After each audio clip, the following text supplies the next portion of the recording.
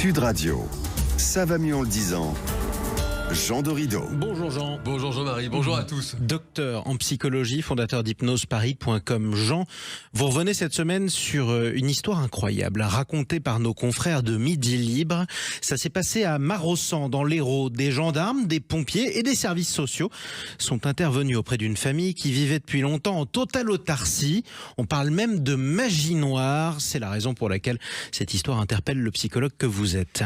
Oui, effectivement, Jean-Marie, c'est exactement ça. 4 personnes qui vivaient complètement recluses dans une grande maison, dans des conditions d'hygiène absolument déplorables. Il y a les 2 filles, 2 sœurs jumelles âgées de 66 ans, le père qui a 90 ans, et toutes ces personnes qui vivaient manifestement sous l'emprise de la mère, une dame de 88 ans qui considère le monde extérieur comme un danger permanent, qui est persuadé que ses voisins lui veulent du mal, cherchent à l'empoisonner, et qui, vous l'avez dit, d'après de nombreux témoignages du voisinage, pratique la magie noire. En 2024, c'est incroyable. Alors Jean, on est semble-t-il dans une histoire d'emprise, mais qu'est-ce que la magie noire apporte en plus, tiens, sur le plan psychologique, parce que c'est vieux comme le monde, les sorcières. Déjà voilà, c'est vieux comme le monde. C'est vrai que c'est ça qui interpelle depuis toujours. En réalité, il y a ces croyances autour de l'ésotérisme, des forces occultes, de la sorcellerie. Alors, bien sûr, ça pose plusieurs questions. D'abord, est-ce qu'il y a un profil particulier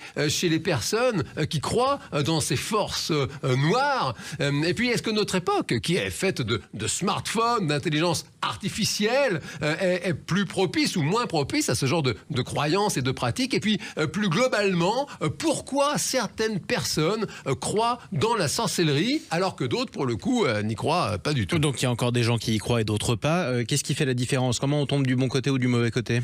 Eh bien, c'est un peu mystérieux dans la mesure où un peu tout le monde, dans le fond, a tendance à croire d'une façon ou d'une autre à ces forces occultes. Un sondage de l'IFOP réalisé en 2021 rapporte que 58% des Français croient en l'existence des forces occultes, et puis vous avez 40% des moins de 35 ans qui est convaincu de l'existence de la sorcellerie, et il n'y a pas vraiment de profil psychologique particulier qui se dégage. Toutes les couches de la population sont concernées, du chef d'entreprise à la femme de ménage, en passant même par des footballeurs de très haut niveau qui feraient intervenir des marabouts. Et en fait, on observe qu'il y a quand même un phénomène d'ampleur qui se confirme depuis la pandémie de Covid, avec notamment une augmentation du succès auprès des jeunes femmes de la figure de la sorcière, qui active un imaginaire autour de la femme libre qui dérange les normes sociales établies en réalité. Effectivement. Alors maintenant, sans jugement de valeur, puisqu'après tout, la liberté de conscience est assurée pour tout le monde en démocratie. Est-ce que d'un point de vue psychologique, ça fait du bien ou pas de croire à la magie ? Alors, ce qui est sûr, c'est que ce sont des croyances, c'est le terme qu'utilisent les psychologues, qui sont à manier avec précaution. Vous avez typiquement régulièrement des témoignages d'arnaques sur des personnes qui se sont faites complètement dépouiller de sommes absolument colossales par de prétendus mages ou sorciers. Ces croyances, il faut le dire, peuvent aussi constituer un terreau fertile à des situations d'emprise ou de dérive sectaire.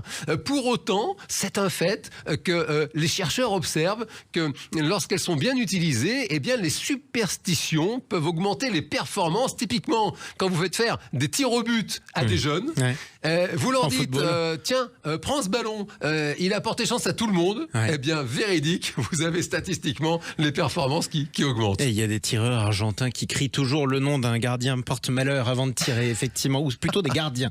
Voilà. En tout cas, cette histoire de magie noire est incroyable. C'est ce qui est à lire dans les pages de nos confrères de Midi Libre. Je cite: elle faisait le tour de la maison très régulièrement avec du sel pour écarter les esprits en le répandant le long des murs. Les 2 filles jumelles de plus de 60 ans retrouvées dans un état qui a fait penser à tous ceux qui les ont vues aux photos des déportés en 1945. C'était quand même une histoire absolument épouvantable. Merci Jean Dorido. Le bonheur est une science exacte, avec ou sans magie. C'est à retrouver aux éditions Larousse. À bientôt. À bientôt Jean-Marie.